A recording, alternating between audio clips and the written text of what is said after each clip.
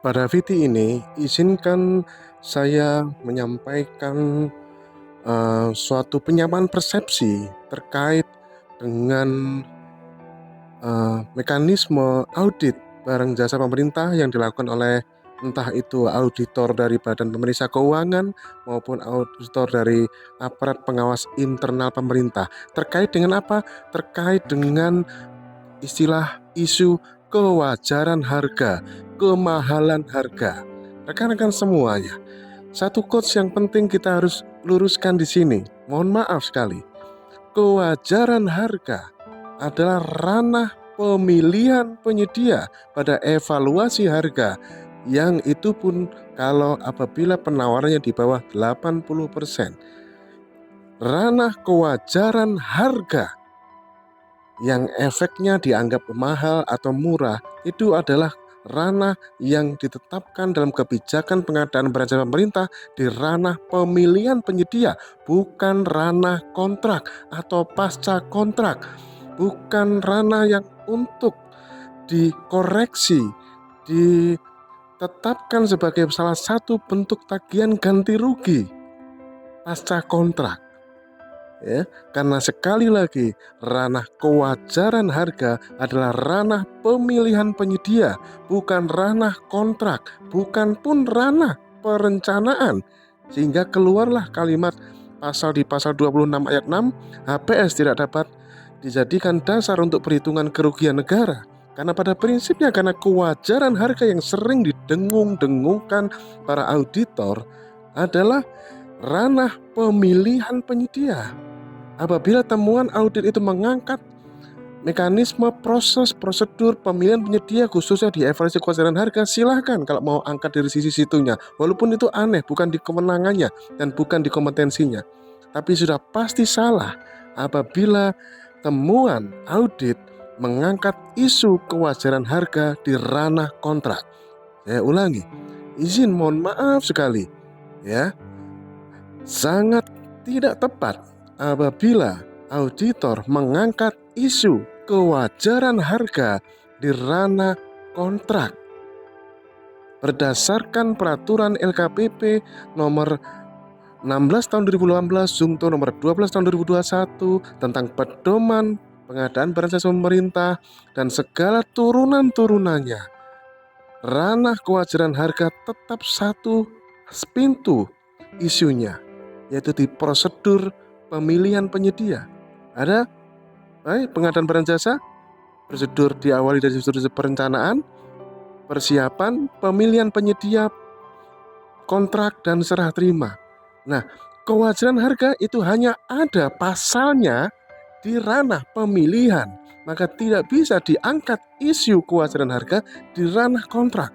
Ranah kontrak tidak lagi mengangkat isu kewajaran harga. Ranah kontrak adalah mengangkat isu hak dan kewajiban para pihak. Ya, quotesnya kita ulangi lagi, Bapak Ibu.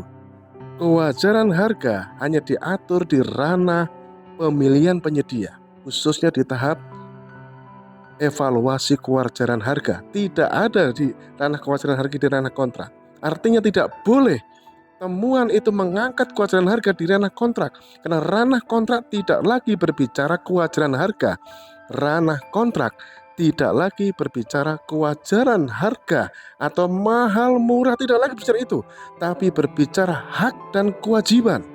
Hak dan kewajiban apapun metodenya, e-purchasing kayak, pengadaan langsung kayak, tender kayak, seleksi kayak, penunjukan langsung kayak, tender cepat kayak, apabila sudah melalui mekanisme yang sesuai ketentuan yang berlaku, prosedur sesuai, apalagi menggunakan platform sudah disediakan seperti katalog, SPSE, dan menghasilkan nilai kontrak, harga satuan kontrak, maka pada saat kontrak bukan lagi berbicara kewajaran harga, tapi berbicara hak dan kewajiban berkontrak.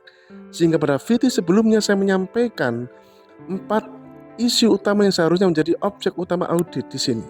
Pertama adalah objek audit seharusnya adalah terkait dengan gratifikasi, pembuktiannya ada atau tidak. Suap, pembuktiannya ada atau tidak.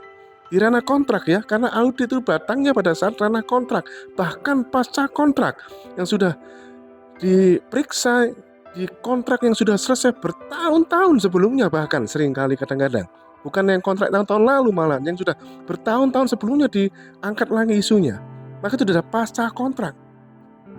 Maka isunya ada 4: pembuktian gratifikasi, pembuktian suap, fiktif, dan under spec. Saya sampaikan di video sebelumnya, gratifikasi, suap, fiktif, under spec. Terutama di yang nomor 3 dan 4. Seharusnya fokus audit di ranah kontrak bukan lagi ngomong kewajaran harga. Kewajaran harga ngomong hak dan kewajiban. Tapi kewajaran di ranah kontrak berbicaranya adalah apakah Anda under spec atau tidak. Apakah ada difiktifkan atau tidak komponen-komponennya, ruang lingkup pekerjaannya. Seharusnya itu harus fokus. Ditambah lagi dari bagian utama tadi, ada pembuktian gratifikasi atau tidak, ada pembuktian suap atau tidak. Jadi ada prinsipnya 2 tadi, ada under spec atau tidak, ada fiktif atau tidak. Karena sekali lagi di tahap kontrak sudah lagi tidak berbicara kewajaran harga, karena sudah timbul hak dan kewajiban. Kalau saya sebagai penyedia berkontrak dengan Anda seorang PPK dengan pengadaan suatu laptop yang kita sudah sepakati dengan proses apapun, misalnya e-purchasing 10 juta tahun 2023 yang lalu misalnya, maka pada saat kita sudah transaksi, negosiasi atau mini kompetisi katakanlah, terus deal dengan harga 10 juta, mahal murah sudah bukan lagi isu yang diangkat di tahap kontrak, karena sudah deal, hak dan kewajiban lah yang diangkat. Maka sepanjang saya bisa membuktikan, sebagai penyedia bisa membuktikan bahwa laptop yang saya sampaikan, saya kirim kepada Anda adalah sesuai dengan spek, berarti tidak ada under spek dan tidak ada yang saya fiktifkan, maka saya sebagai penyedia berhak untuk mendapatkan tagihan sebesar yang dikontrak, dan PPK pun wajib membayarkan apa yang menjadi kewajibannya. Ya itulah namanya hukum perdata. Begitu berkontrak timbul hak dan kewajiban. Oleh karena itulah, karena audit ya, proses audit itu datang pasca kontrak, bahkan pasca garansinya selesai, pasca jaminan pemeliharaan selesai, di mana bahkan PPK sudah nggak punya lagi tanggung jawab lagi terhadap kontrak tersebut. Maka objek auditnya adalah memastikan tidak ada yang under spec pada saat serah terima dan memastikan tidak ada yang fiktif. Pada VT ini kita lebih tekankan isu bahwa berkenan sekali.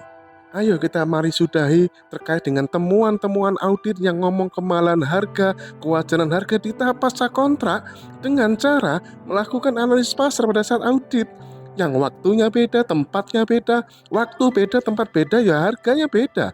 Dan hak dan kewajibannya berbeda, tidak ada kewajiban, Bapak Ibu. Mekanisme dinamika ekosistemnya berbeda, ya, seperti itu. Sekali lagi Bapak Ibu rekan-rekan semuanya, ya, kita VT ini pada prinsipnya adalah ingin membangun, meluruskan atau memberikan suatu edukasi jika memang ini mau dianggap edukasi. Kalau tidak mau dianggap edukasi juga tidak apa-apa.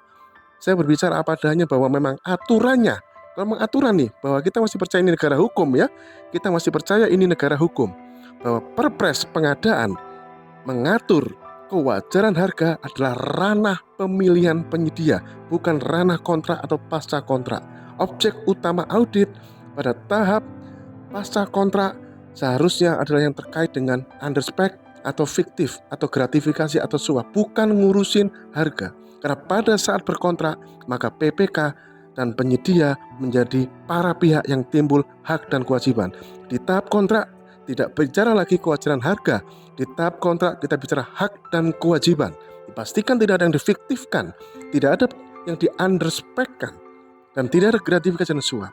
Itulah Bapak Ibu rekan-rekan semuanya, semoga ini penting. Karena apa? Karena ini efeknya pada kerugian negara yang seolah-olah dianggap sebagai tindak pidana korupsi. Karena kerugian negara merupakan bagian dari tindak pidana korupsi, maka saya berkepentingan untuk membuat VT ini supaya tidak sembarangan rekan-rekan audit izin untuk menentukan tagihan ganti rugi dari kewajaran harga yang Anda tentukan pasca kontrak.